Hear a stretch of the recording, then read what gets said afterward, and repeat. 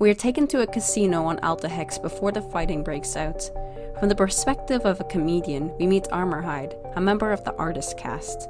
Comedy is his chosen art, and he has found an audience in the floating space station of Alta Hex. At the Alta Hex casino, he is telling a failing joke, which frustrates him because tonight of all nights, Sentinel Prime is in his audience. But then Sentinel Prime, keeper of the cast, marshal of the armies of Cybertron, who is rumored to carry the Matrix, laughs at his joke. And just then, the wall blew apart. And here we go, mates, it's Starscream. Starscream is at the casino when the attacks start. He had been tasked to be Sentinel Prime's bodyguard, and the sound of the explosion causes him to transform reflexively. Then he pulls Sentinel Prime away from a collapsing column.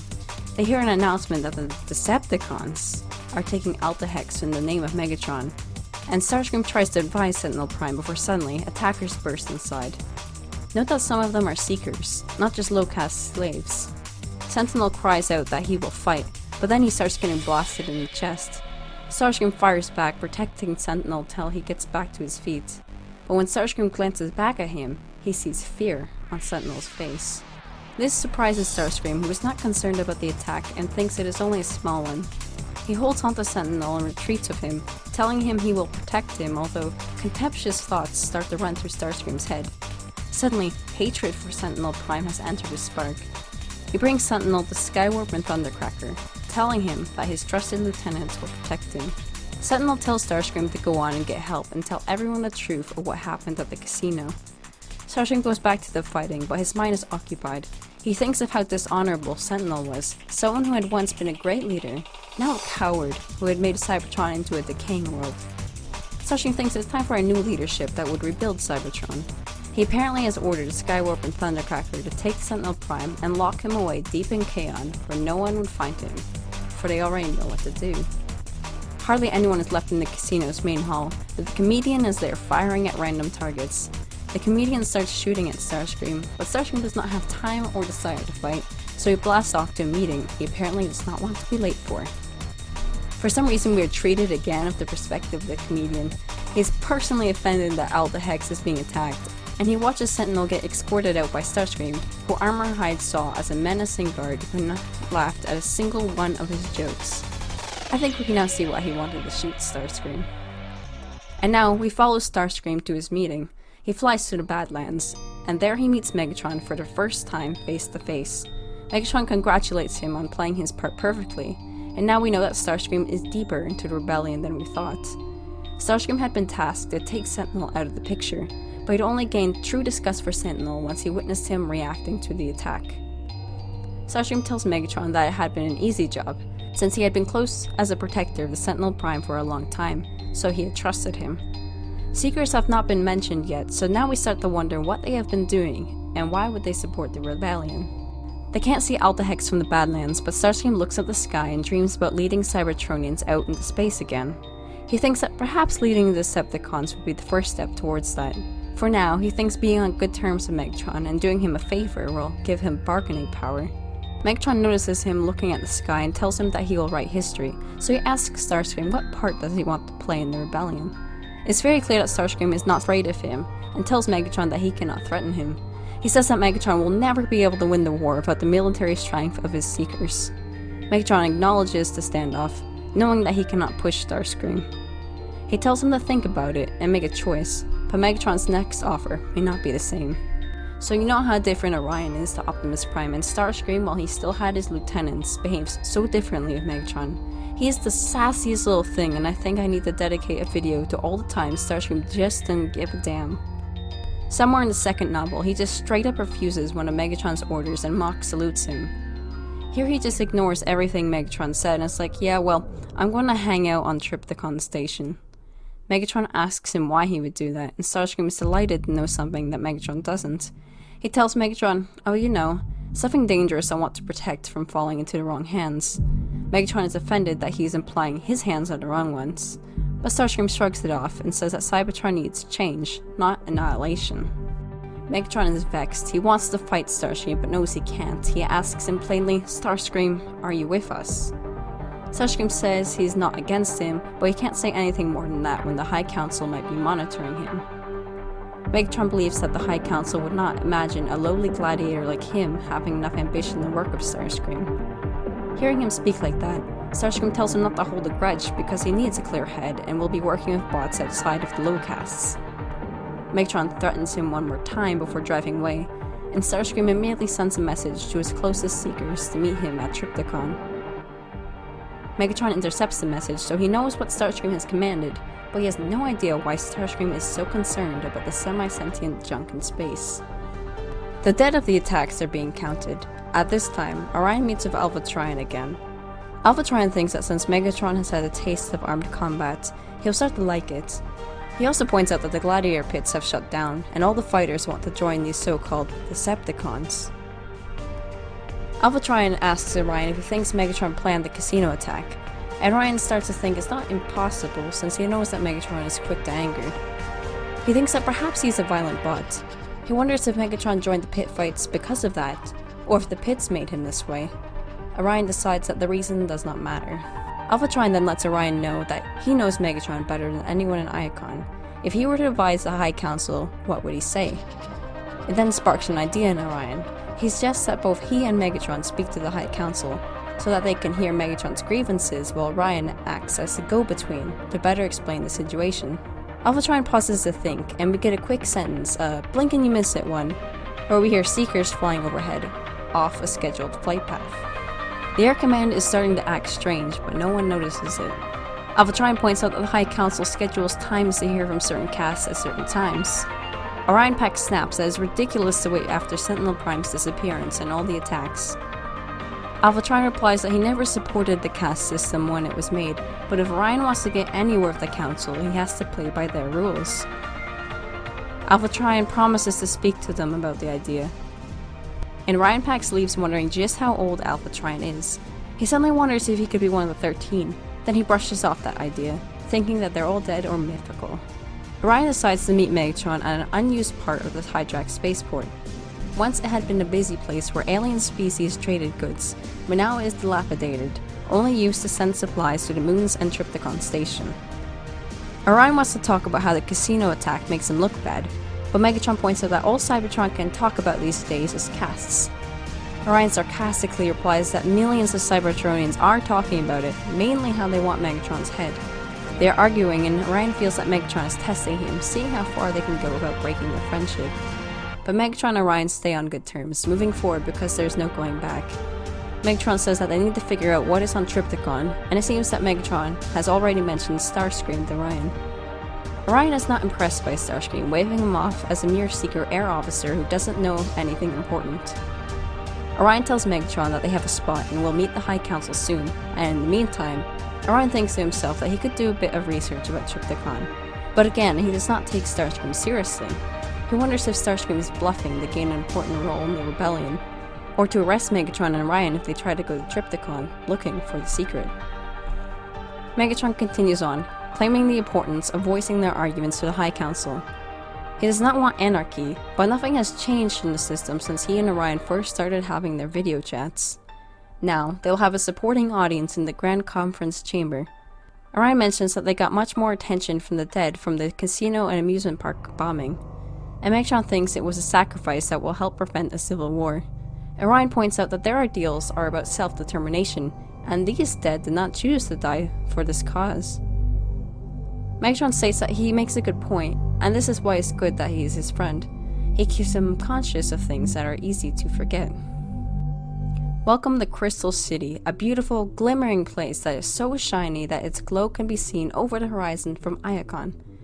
It is the center of art and science, and Soundwave hates the place. It reeks of self-indulgence. He has 4 Medicons attached to him now, and he ejects Rumble and Frenzy from his body, announcing Operation Matrix Quest.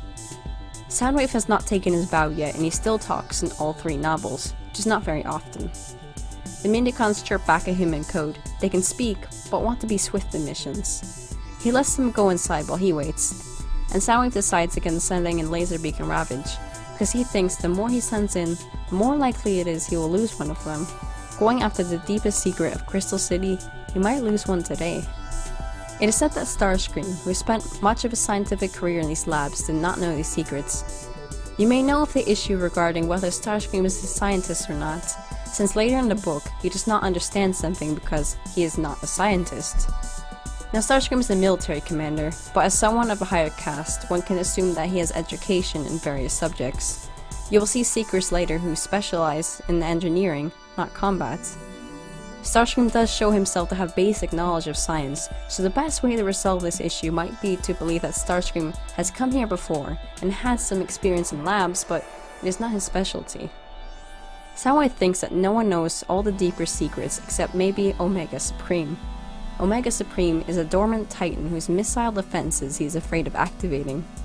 Soundwave is actually afraid of ever awakening this titan's power even for the liberty of Cybertron.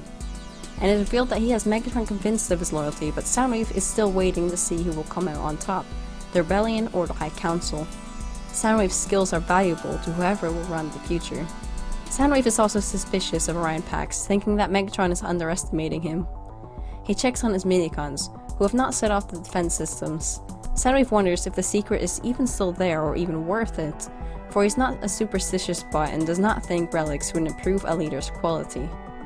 Then Soundwave thinks that if the Matrix were here, the foolish scientists would be misusing it.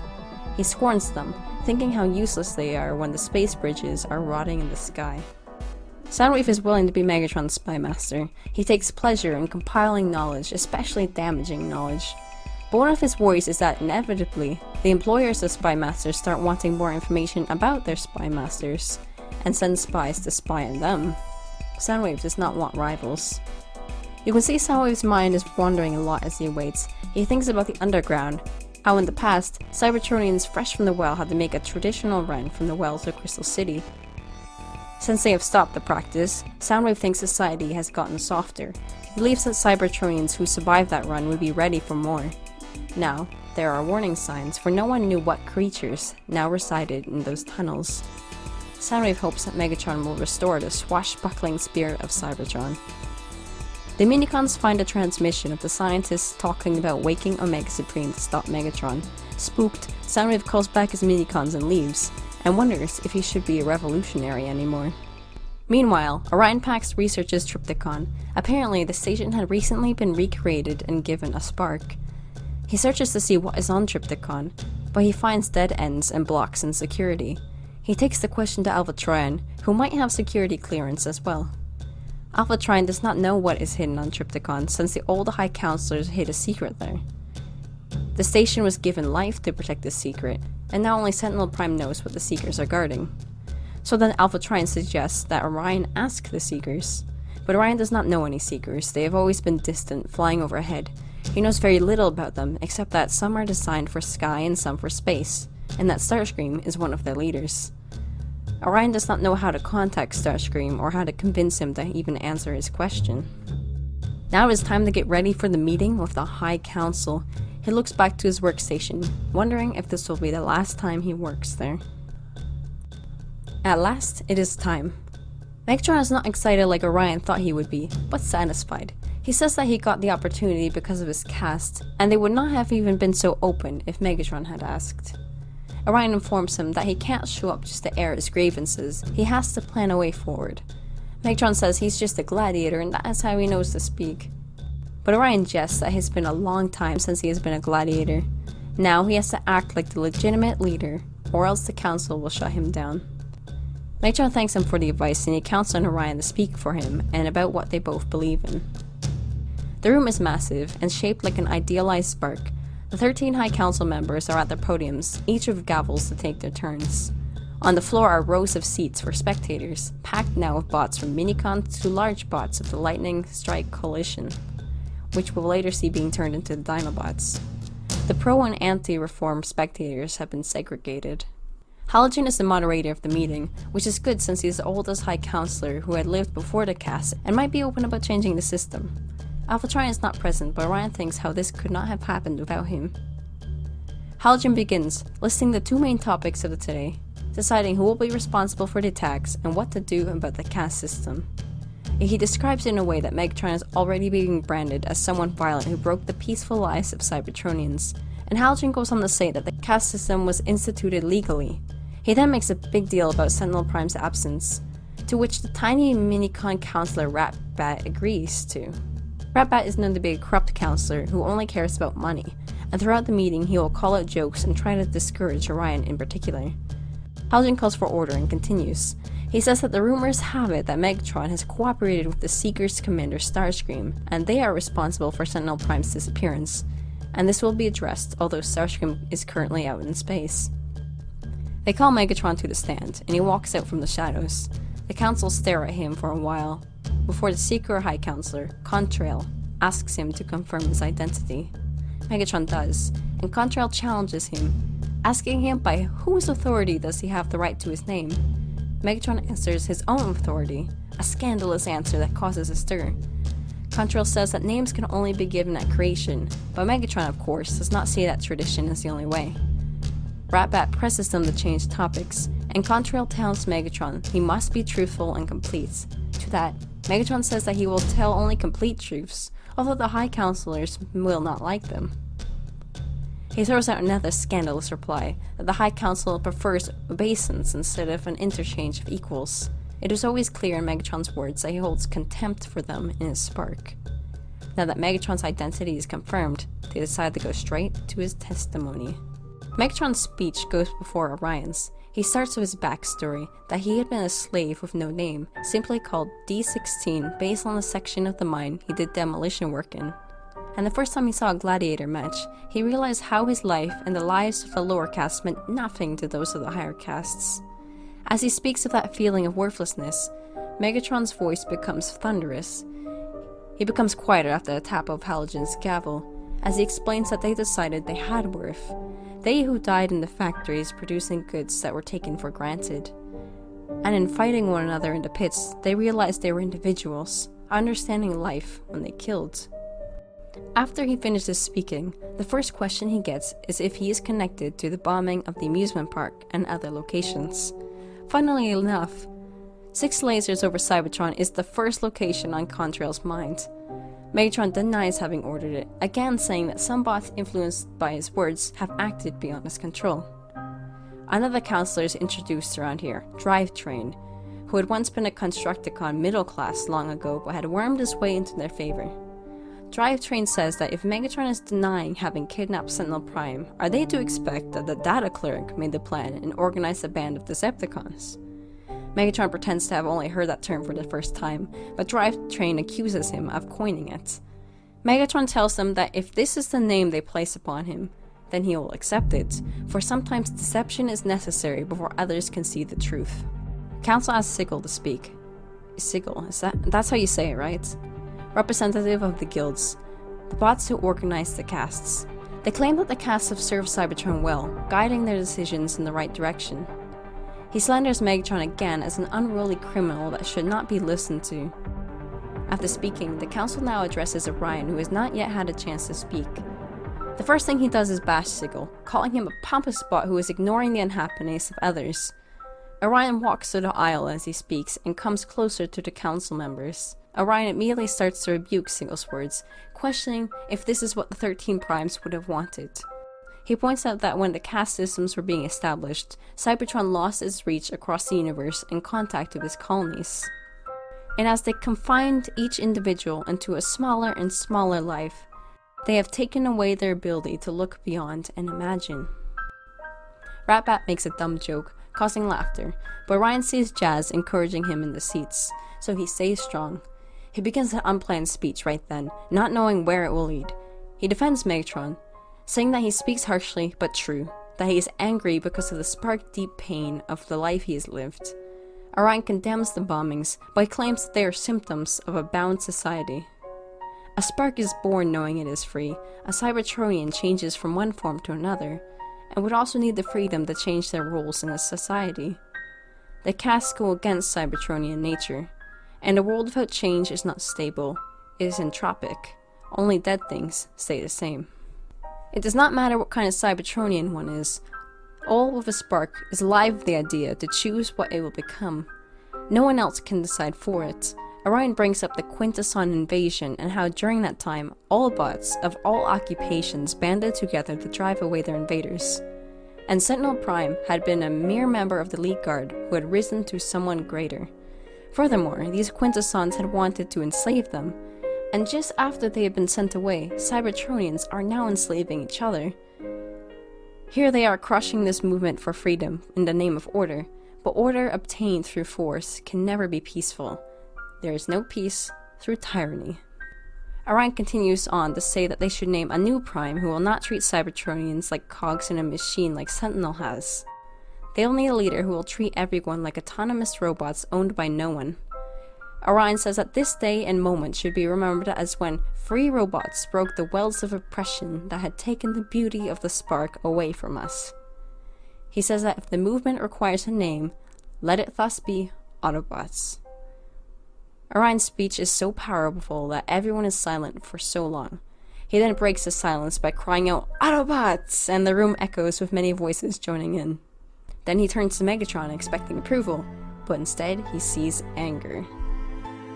Halogen puts blame on Orion and Megatron for the abduction of Sentinel Prime, whether they commanded it or not. However, Halogen begins to take blame as well for not having responded to the pent-up anger. Immediately, Ratbat protests, hoping Halogen is not thinking of upending the caste system that has been serving them all so well. Halogen claims that it has already been upended. Halogen is now fixed, stating that they have been willfully blind for so long. Then they come to the topic of the Matrix, and the attempts the Decepticons have made to locate it. However, the Matrix is said to only appear to those worthy of it. The Council admits that they do not know where it is, but the one who will carry it will lead Cybertron to a new age. And then Halogen points to Orion and decrees that he will take the quest to find the Matrix. Orion is so shocked that he asks, "Excuse me?" while Megatron is definitely still beside him. But then Halogen announces that from here on out, Orion shall be Optimus Prime, the one who will unite Cybertron. Orion takes time to accept this, the book still refers to him as Orion until he dies. The room is split by reactions. Orion's supporters and colleagues cheer. The Guild Masters protest how the Council put this responsibility on a mere data clerk, and Megatron's followers are outraged that Orion is getting the sort of coronation. Orion realizes he cannot refuse, and now he has become Optimus Prime. Optimus comes up to the stand and claims that he is not worthy, and Megatron cries out sarcastically, "A fine show of humility." He then takes over, fuming mad in a feeling of betrayal. He accuses Optimus of pretending to have come as a friend and peacemaker, when what he truly wanted was power. Optimus still denies this and wishes for Megatron to believe him, but he does not. He cries out to his followers in his rage, insulting the fact that the Council made a data clerk the next Prime. Optimus tries to calm him, but Megatron announces that they are brothers no more. He continues to declare that his caste has fought against the militia for their freedom, and now the Council has chosen an autocrat to protect their own interests, leaving the low caste to rot in the pits. Megatron and his followers are getting quite riled up in the belief that they are going to be controlled. And when Optimus says that he does not want to control him, they scream that he's lying. Optimus claims that he will lead and work with Megatron to change what needs to be changed. Megatron is having none of it. He is upset because he was the one who discovered the ideal of freedom. He had educated Orion, but the High Council has chosen him. Megatron then proclaims that he will lead the Decepticons and fight for the freedom of all Cybertronians. Halogen commands Megatron to respect the Prime, and in wrath, Megatron turns and fires at Halogen, killing him. The Elite Guard rushes for Megatron, and Megatron's followers expose their weapons. The Autobots synthesizers point their weapons at them, and is a standoff until Optimus orders that they let the Decepticons leave. More bots than Optimus expected leave with Megatron, and to his surprise, Contrail carrying Ratbat in his cockpit follow Megatron. We have an excerpt from the Covenant of Primus written by Alpha-Trion on the Civil War. Alpha-Trion laments all that has happened since the Golden Age, and he talks about the qualities in Orion that had made him want to tell the Council to make him the next Prime. The Covenant of Primus has foretold that a new Prime would come, one who would fight the forces that defied Cybertron. He starts to describe a stream of events that have occurred since the split in the High Council chamber. The many Decepticons have spread across a large part of Cybertron, and Megatron took his first battle to the military post Fort Psych. He attacks it with the aid of a formation of Seekers, although they have some trouble destroying the gates. At the same time, Decepticons take over Fort Stanix. Then a missile launched from space takes out the gate, and Alpha-Trion realizes that it must have been Starscream, who although not present, has participated in the battle. The gladiators burst in and absolutely annihilate the garrison. who cried for Optimus's help, only for none to come. Optimus learns the hard lesson that he has to let others die because he is unable to help them, and in the meantime, his time is best organizing his existing forces and converting neutral bots. Optimus brings his sorrow to Jazz, who tells him that he cannot mourn every soldier because he could never bear it. Optimus vows that he will mourn every lost life, and that is what separates him from Megatron. Everyone wants control of the spaceport, the Hydrax Plateau, and each side gives it their all. The Autobots now have Ultra Magnus, who had been Sergeant of the Council Guardians. He is a terror on the battlefield, smashing everyone with his favorite weapon, a hammer. This battle is also Optimus's first. Optimus's first kills a former slave worker named Drixco. Drixco slaughters a former amusement park worker who had joined the Autobots because of the bombing of 6 lasers over Cybertron. He goes for Optimus, who shoots him, and Optimus realizes he is now committed to this war.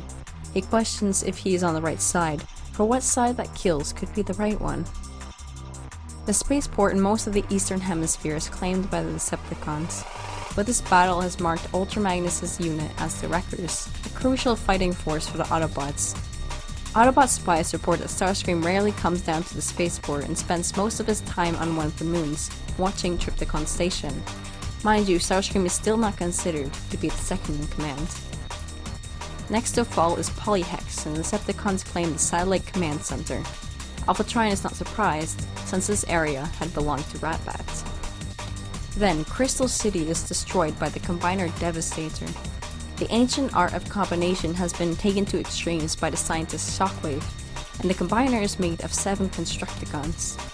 Alphatron particularly laments the loss of the Science Center, but he calls this destruction the most beautiful thing he's ever seen, such a rainbow of lights. Alphatron wonders as Megatron slaughters Autobots if he realizes how far he has gone from his ideals. He had talked about the value of life no matter one's guilt, yet he has taken so many lives. The Autobots abandon Crystal City to protect Callus. Starscream does not send Seekers to fight with the Decepticons here, and for the first time, the Autobots come out victorious and the Decepticons suffer heavy losses. This win clearly signifies the importance of Starscream's military to the Decepticons, because the gladiators on the ground have only hand-to-hand combat weapons, and the Autobots and Callus were able to shoot them down with long-range missiles. The Combiner Bruticus is sent in and defeated, the components so badly damaged that they do not think they can combine again. Alphatron believes that Starscream is purposefully absent in Callus to gain more worth and power in the Decepticon strategy. Alphatron then mentions Tarn and 2 cities that had been rivals since ancient time. Each city was given something to pacify it. Tarn became Cybertron's sports center, while Voss became the Air Command headquarters. Tarn surrendered itself to the Decepticons, and Shockwave started designing the city into an ideal Decepticon state. The centers became his experiments. But while Starscream is in space, Shockwave and the Decepticons under his control take over Voss and start fueling the rivalry between Tarn and Voss. The cities end up firing missiles at each other, and Shockwave encourages Voss to fire at a certain area in Tarn holding Autobot synthesizers. Voss essentially nukes half of Tarn, and Shockwave blames it on Iacon and the Autobots. Then, out of the blue, the entire city of Voss is vaporized, killing thousands of Seekers under Starscream's command. Shockwave claims to not know where the strike came from, but when Starscream is critically weakened, he takes the position of second in command, seemingly Megatron's first second in command. The survivors of Voss feel betrayed by the Decepticons, and have even lost faith in Starscream, so they join the Autobots. This will explain the presence of a few, like the aerial bots, among the Autobots. Quickly, Alphatron notes that Starscream spends most of his time in space, but when he fights, he is undeniably brave, even to the most partisan of Autobots. That title of coward is far from Starscream at this time. There's also a great battle over Praxis that was so brutal to both sides that no one knows who won. It had been a city of engineering, and for scientists of Crystal City and Nova Chronom to present their findings. It was also home to the Helix Gardens, a beautiful place. Everything is destroyed and thousands have died over this land. Megatron has also expected that the citizens of Praxis would have supported his side, but when they did not, Megatron's tolerance for neutrality became worse. Those who would not commit enough to his cause would be terminated, so Megatron is becoming darker. Iacon is constantly under siege. Optimus wonders if he is destined to lose. How many lives will be lost because of his drive to continue fighting? We get a brief mention of the Records holding their own at Taken Heights, and that they have created an Autobot combiner to protect their bot, Defensor. At the horrible battle of Tiger Pax, Optimus has the Allspark launched into space. The well had become mostly dormant since the start of the war, as though Primus knew what was happening. But then a generation was released, most of which joined the Autobots, and among them was Bumblebee. He is an energetic young bot who learns from Optimus and his closest advisors, Ironhide and Jazz. However, at Tiger Pax, this is where Megatron removes Bumblebee's voice box. For now, he simply cannot make a sound. Megatron is sick of the fighting and wants the war over already so that he can rebuild a society where everyone can discover what they are good at. Megatron wants to lead a strong Cybertron as its prime and recontact the lost colonies, but now his ambitions for taking the galaxy are growing. The Autobots have been holding on for longer than Megatron expected, and he does not think brute force will win. He has his spies looking for powerful artifacts and the secret of Trypticon. Finally, after so many years, Soundwave spies are pulling up ancient hidden information about the sparks of Unicron. The stories say pieces expelled from his body have been collected, called dark energon, a very dangerous material. That only interests Megatron, and apparently, this forbidden substance has been locked away on Trypticon. Megatron decides it is now time to pay Starscream a visit, who he now sees as his secret lieutenant, but explicitly is not second in command. Alphatron and No-Save discover the secret of the Seekers, and he hopes that Megatron will destroy himself with the Dark Energon. If he doesn't, they are all in great danger.